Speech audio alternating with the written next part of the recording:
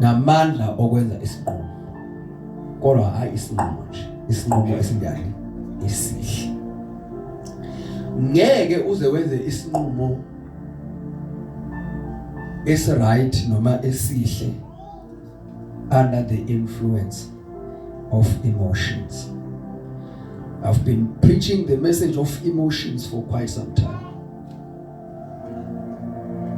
and I want to repeat today ukuthi abantu abaningi ngisho bangakholwa kodwa u80% weinqomo zabo ezama emotions.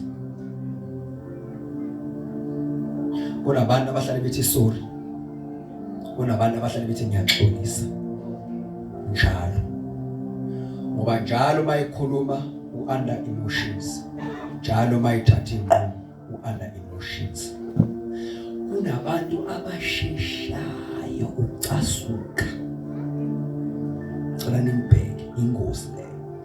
Kunabantu abasheshayo ucasuka, and kunabantu abasheshayo ukuresponda to their emotions.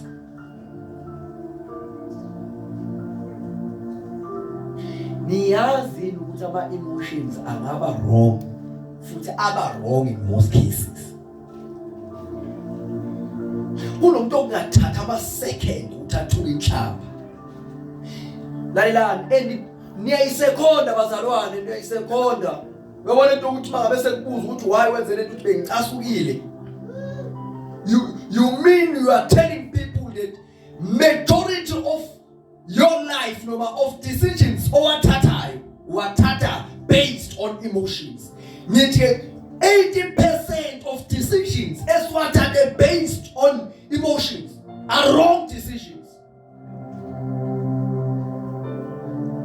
Today ngifuna ukutshela ukuthi under negative or under circumstances, any kind of circumstance, let me say, under pain, under exploitation, under anything, under oppression, take a right decision, take a good decision.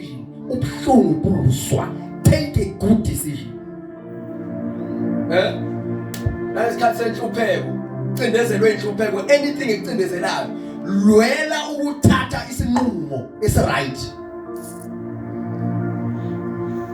Lwela to be in a position yokuthatha isinqumo esifanele.